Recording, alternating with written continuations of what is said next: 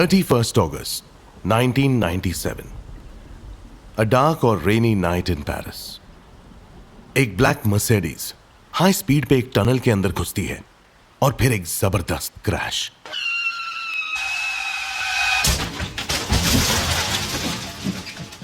सिर्फ चंद मिनट के अंदर दुनिया एक शॉकिंग खबर सुनती है। प्रिंसेस डायना इज नो मोर। दुनिया भर के लोगों के लिए यह एक ट्रैजिक एक्सीडेंट था, पर क्या यह सच में एक सिंपल कार क्रैश था या फिर एक वेल प्लान्ड असैसिनेशन? आज तक लोग ये सवाल पूछते कि क्या डायना की मौत एक साजिश थी? क्या कोई पावरफुल एजेंसी उनको हमेशा के लिए साइलेंस करना चाहती थी? डायना सिर्फ एक रॉयल प्रिंसेस नहीं थी, बल्कि एक रेबेलियन थी, एक आउटस्पोकन पर्सनालिटी जो मोनार्की के रिजिड रूल्स को तोड़ रही थी। डिवोर्स के बाद ही पब्लिक का प्यार चार्ल्स से ज्यादा उनको मिल रहा था। एक और detail which we can not forget, Diana ने अपनी मौत से पहले एक चिलिंग लेटर लिखा था, वेयर शी रोट, मुझे डर है कि कोई मेरा कार का एक्सीडेंट प्लान कर रहा है ताकि मेरी जान ले सके।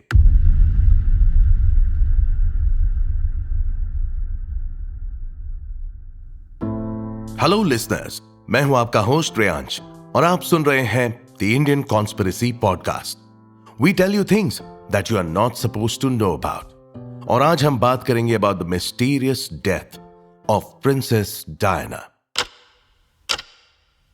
डायना हमेशा एक इंडिपेंडेंट और आउटस्पोकन पर्सनालिटी थी। वो रॉयल ट्रेडिशंस को तोड़ रही थी, अपनी अलग सोच आगे रख रही थी और मोनार्की के रिजिड सिस्टम को ओपनली चैलेंज भी कर रही थी। उनका डिवोर्स, चार्ल्स का कमिला के साथ अफेयर एक्सपोज करना और मीडिया के सामने अपनी तकलीफ ओपनली शेयर करना, यह सब कुछ एक तरह से रॉयल फैमिली के इमेज को डैमेज कर रहा था। लेकिन सबसे बड़ी बात, डायना एक मुस्लिम बिजनेसमैन डोडी अल फायद से शादी करने वाली थी। यह ब्रिटिश मोनार्की के लिए एक हिस्टोरिकल शॉक था, क्योंकि पहली बार एक ब्रिटिश प्रिंस की एक्स वाइफ एक नॉन क्रिश्चियन फैमिली का हिस्सा बनने वाली थी। यह सिर्फ एक पर्सनल डिसीजन नहीं था, बल्कि एक पॉलिटिकल और कल्चरल शिफ्ट भी हो सकता था। कुछ लोगों का मानना है कि रॉयल फैमिली इससे कभी एक्सेप्ट नहीं करती। उनका एक मुस्लिम के साथ जुड़ना शायद फ्यूचर रॉयल एयर्स को भी अफेक्ट कर सकता था। कंस्पिरेसी थियरिस्ट्स का कहना है कि यह डिसीजन इतना कंट्रोवर्शियल था कि किसी पावरफुल एजेंसी ने डायना को परमानेंटली साइलेंस करने का प्लान बनाया था। And what about the letter? या फिर डायना को सच में पता चल गया था कि कोई उनके खिलाफ एक डेडली प्लान बना रहा है? एक और डिटेल यह भी है कि उनकी कार क्रैश होने के बाद इमरजेंसी सर्विसेज को हॉस्पिटल ले जाने में अनयूजुअल डिले हुआ। कुछ लोग मानते हैं कि अगर टाइमली ट्रीटमेंट मिली होती तो वो बच सकती थी। रॉयल फैमिली ने हमेशा इस थियरी को डिनाई किया है।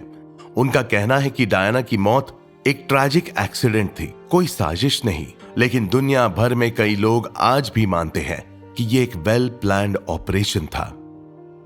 आखिर एक आउटस्पोकन प्रिंसेस जो मोनार्की को चैलेंज कर रही थी, एक मुस्लिम से शादी करने वाली थी और जिसे दुनिया भर से प्यार मिल रहा था, उसका अचानक एक सस्पिशियस कार एक्सीडेंट में मर जाना, यह सब इतना सिंपल कैसे हो सकता है?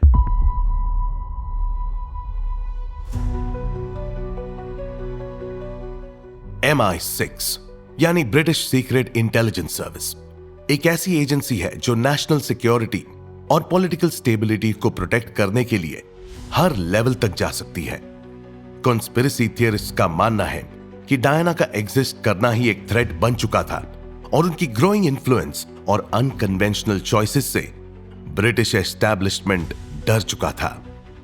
सबसे पहली बात, डायना एक पावरफुल, इंडिपेंडेंट और आउटस्पोकन पर्सनालिटी थी। उन्होंने रॉयल फैमिली के डार्क सीक्रेट्स एक्सपोज किए।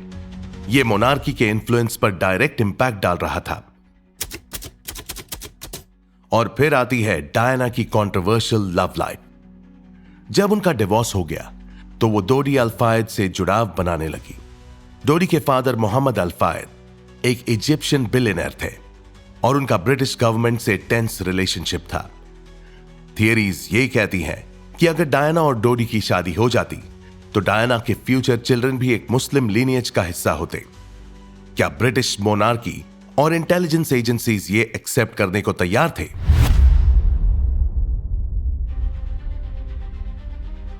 और फिर एक और चौंकाने वाली बात, MI6 के एक एक्स एजेंट रिचर्ड टॉमलिंसन ने यह क्लेम किया था कि एजेंसी के पास एक सीक्रेट डॉक्यूमेंट था जो एग्जैक्टली वैसे ही एक कार एक्सीडेंट का प्लान बनाया गया था जैसे डायना का हुआ है।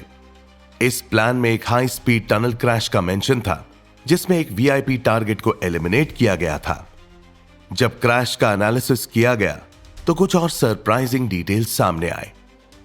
सीसीटीवी फुटेज मिसिंग थी। पॉन्ट दे आल्मा टनल जैसे हाई सिक्योरिटी एरिया में कैमरास ऑफ कैसे हो सकते हैं?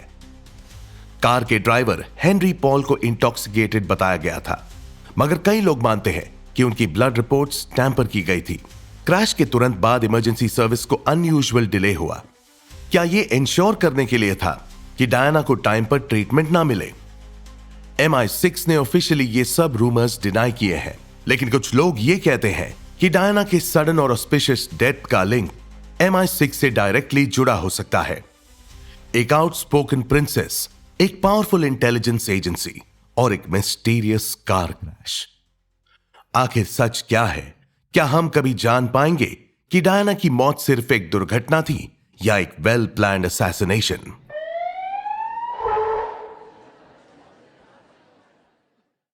क्रैश के तुरंत बाद एक शॉकिंग फैक्ट सामने आया कि डायना वॉज स्टिल अलाइव। उनकी हार्ट बीट वीक थी, लेकिन उनका बॉडी रिस्पॉन्स कर रहा था।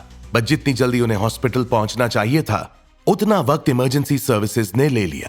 यह नॉर्मल प्रोटोकॉल क्या कहता है? अगर एक पेशेंट सीवियर इंटरनल ब्लीडिंग से सफर कर रहा हो तो उसे सबसे पहले हॉस्पिटल पहुंचाना इंपॉर्टेंट होता है। मगर डायना का एम्बुलेंस तब पॉन्ट दे आल्मा टनल से हॉस्पिटल तक एक अनयूजुअली लॉन्ग रूट पर चला, जो कि सिर्फ 6 किलोमीटर दूर हॉस्पिटल तक जाने में 1.5 घंटे लग गए। डॉक्टर्स का कहना है कि अगर डायना जल्दी हॉस्पिटल पहुंच जाती तो उन्हें बचाया जा सकता था। उनकी पल्मोनरी वेन रप्चर हो चुकी थी, जिसमें उनको अंदर से सीवियर ब्लीडिंग हो रही थी। जितनी जल्दी सर्जरी होती, उनके बचने के चांसेस उतने ज्यादा होते। लेकिन कॉन्स्पिरेसी थियरिस्ट्स इस डिले को एक और नजर से देखते हैं। क्या यह सब इंटेंशनली किया गया? नॉर्मली पेरिस की इमरजेंसी सर्विसेज फास्ट और इफेक्टिव होती है, लेकिन इस केस में super duper slow. Why? Ambulance को सीधा हॉस्पिटल ले जाने के बजाय अननेसेसरी स्टॉप्स किए गए। सिर्फ एक डॉक्टर उनका ट्रीटमेंट कर रहा था, जबकि एक वीआईपी पेशेंट के लिए मल्टीपल एक्सपर्ट्स होने चाहिए। वीआईपी पेशेंट को एक्स्ट्रा अटेंशन देना कोई अनयूजुअल बात तो नहीं है ना?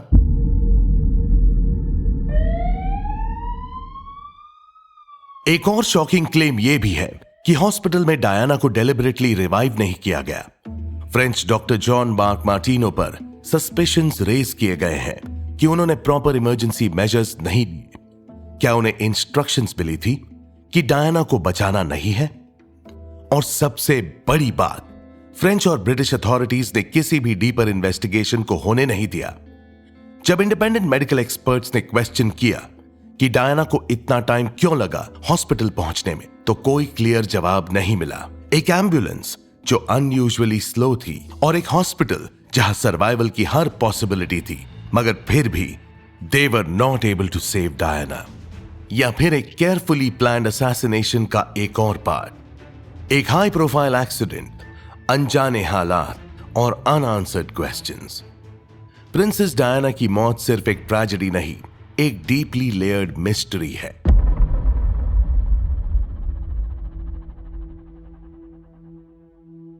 दुनिया भर में लोग आज भी इस केस के अनएक्सप्लेन डिटेल्स पर डिबेट करते हैं।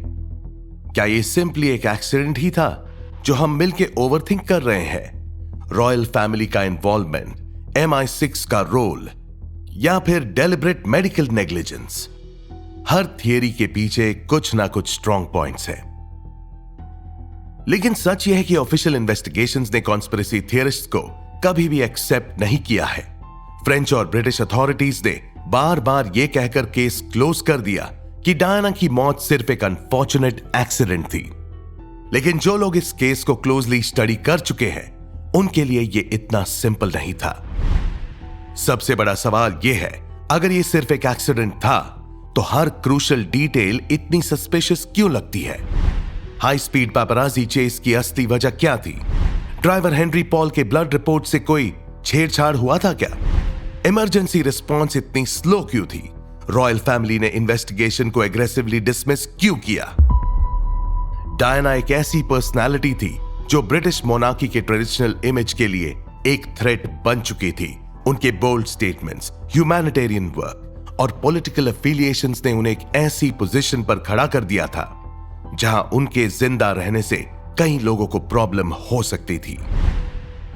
तो क्या डायना की मौत एक carefully executed royal cover up थी, या फिर यह सिर्फ एक अनफॉर्चुनेट कोइंसिडेंस था जो कॉन्स्पिरेसी थियरिस्ट का शिकार बन गया? सच क्या है यह शायद कभी सामने न आए, लेकिन एक बात तो तय है, प्रिंसेस डायना सिर्फ एक नाम नहीं, एक ऐसी कहानी है जो आज भी लोगों के दिमाग में एक अनसॉल्व रिडल की तरह घूम रही है। और उनकी जिंदगी कैसे भी खत्म हुई हो, she taught us how to stand against the power. शायद हिस्ट्री में उनकी मौत मिस्ट्री रहे, पर उनका कैरेक्टर और उनका काम हमेशा सेलिब्रेट किया जाएगा। बाकी मैं लौटूंगा जल्द ही कुछ और कॉन्स्पिरेसीज के साथ। सी you next time.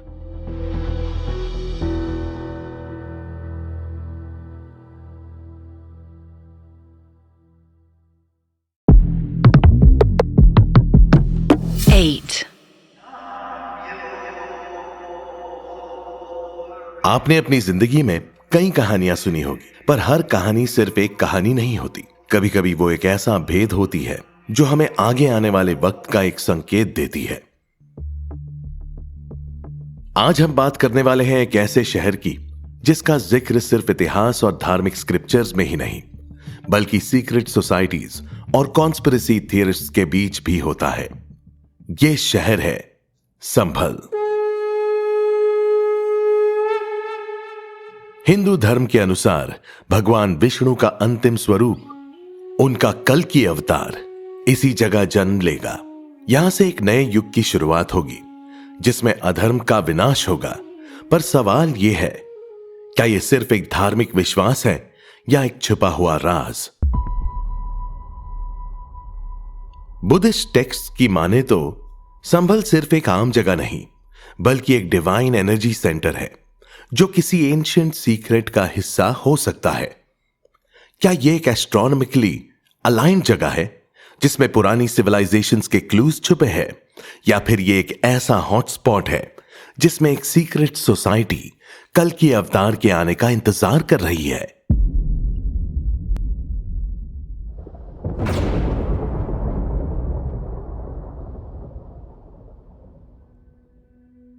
Hello listeners, मैं हूं आपका होस्ट रियांश और आप सुन रहे हैं the Indian conspiracy podcast. We tell you things you are not supposed to know about. और आज हम बात करेंगे about the mystery of Sambhal. क्या यहां कल की अवतार की प्रेडिक्शन सच होने वाली है? क्या यह एक एंशिएंट डिवाइन सिटी का पार्ट है, या यहां कोई गुप्त ताकत सीक्रेट प्लानिंग कर रही है? अगर आपको लगता है कि आप दुनिया के सारे राज जान चुके हैं तो रुकिए, संभल की कहानी आपको सोचने पर मजबूर कर देगी।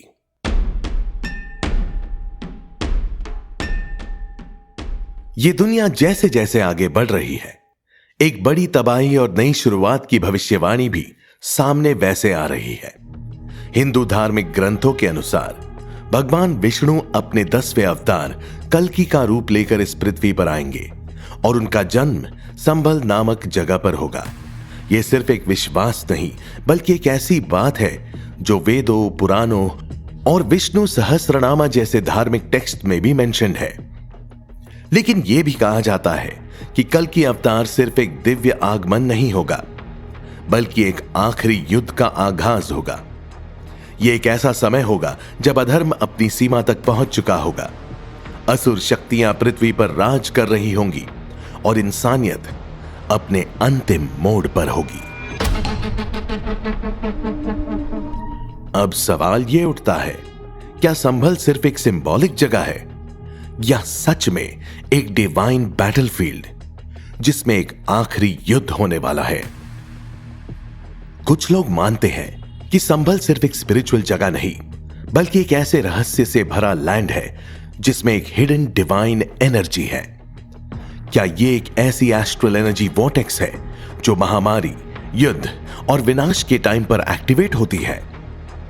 कहीं ना कहीं ये थियरी इस बात को सपोर्ट करती है कि दुनिया भर के एंशिएंट सिविलाइजेशंस भी एक अंतिम युद्ध का या end of the world battle का जिक्र करती है, चाहे वो नॉर्स माइथोलॉजी का रैग्नारॉक हो, क्रिश्चियन स्क्रिप्चर्स का आर्मगेडन हो, या हिंदू धर्म का कल की अवतार और संभल की भविष्यवाणी।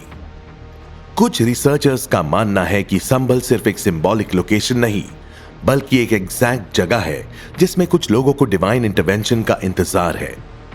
क्या यह एक एंशिएंट सीक्रेट सोसाइटी है जो एक बड़े युद्ध की तैयारी कर रही है, या फिर एक ऐसी पावर जो समय के साथ जाग रही है?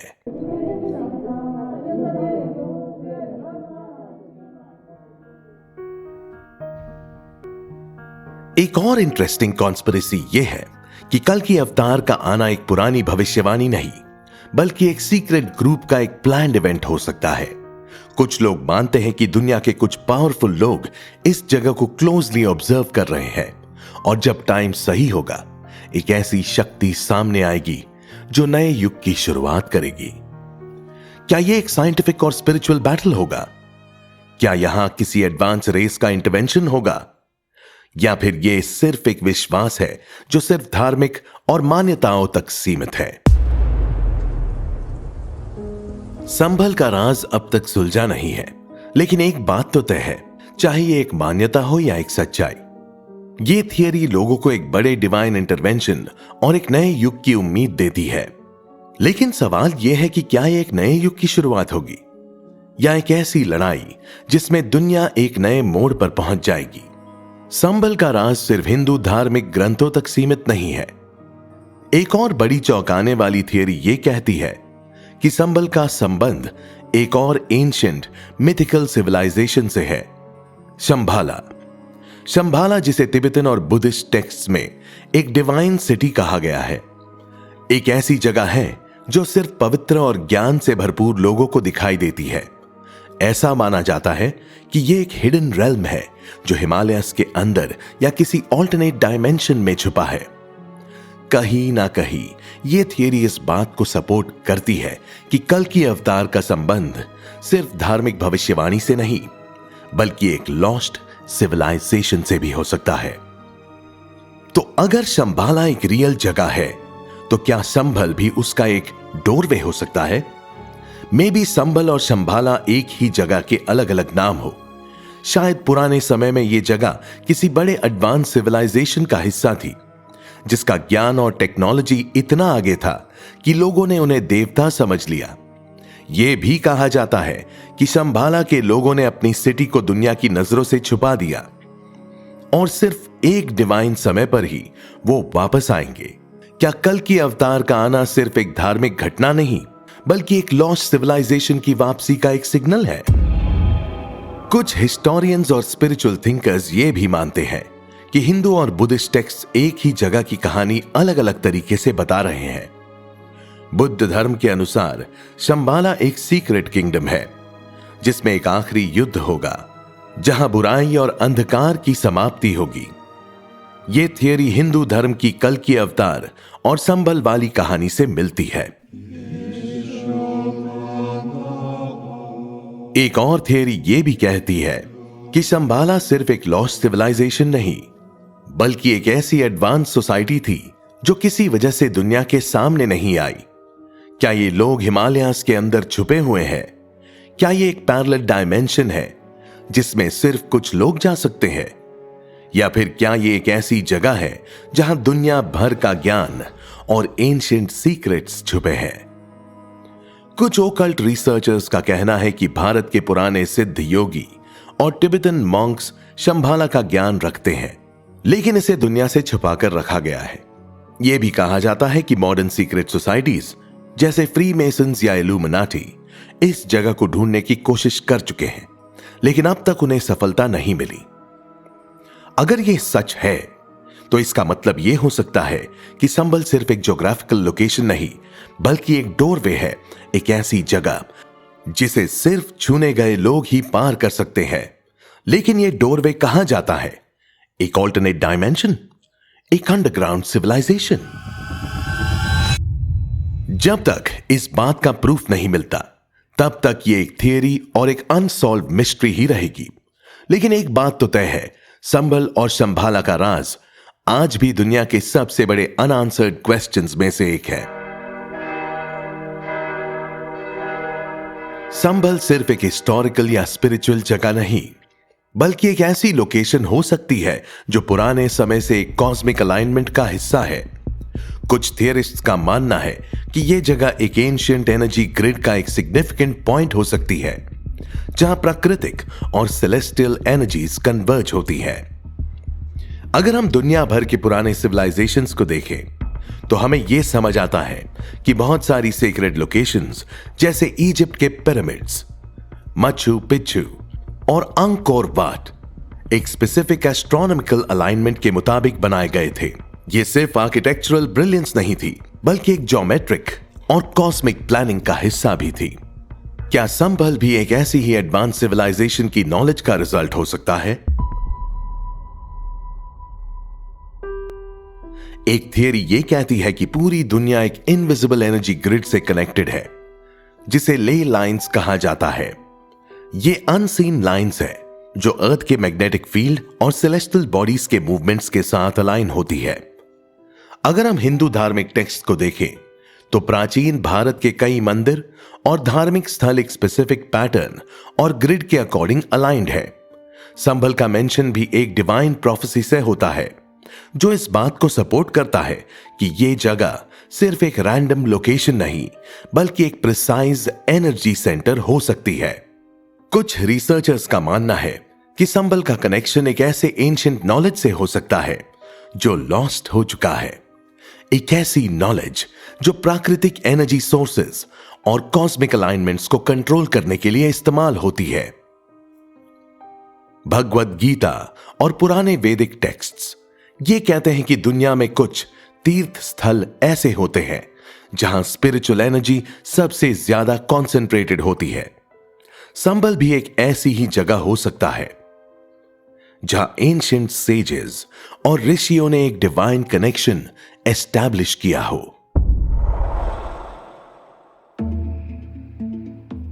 तो दोस्तों, आज हमें यह समझ आया है कि संभल की मिस्ट्री धर्म, एस्ट्रोलॉजी और कॉस्मिक साइंस से जुड़ी हुई है।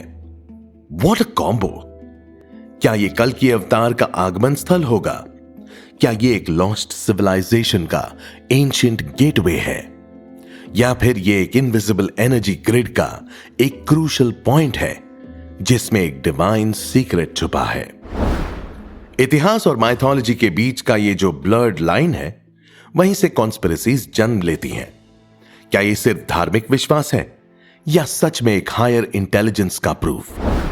ये हम तभी जान पाएंगे जब पुराने राज खुलेंगे, नई रिसर्च होगी और हमें नए क्लूज मिलेंगे। लेकिन जब तक ये रहस्य सॉल्व नहीं होता, तब तक संभल एक ऐसी जगह बनी रहेगी जो दुनिया के सबसे बड़े मिस्ट्रीज में शामिल है। एक जगह जिसमें शायद हमें हमारी ओरिजिन्स का, हमारी रियलिटी का और शायद फ्यूचर का भी कोई बड़ा हिंट मिल सकता है। अगर आपको यह एपिसोड इंट्रीगिंग लगा तो हमें जरूर बताएं कि आपका क्या मानना है। क्या संभल एक डिवाइन प्रोफेसी का हिस्सा है या फिर यह सिर्फ एक माइथोलॉजिकल नैरेटिव है जो टाइम के साथ बढ़ता गया? और अगर आप ऐसे ही मिस्ट्रीज और कॉन्स्पिरेसीज के बारे में और जानना चाहते हैं तो अगली बार एक नए रहस्य के साथ मिलते हैं। तब तक के लिए सच और अफवाह के बीच की लकीर को पहचानने की कोशिश करते रहिए।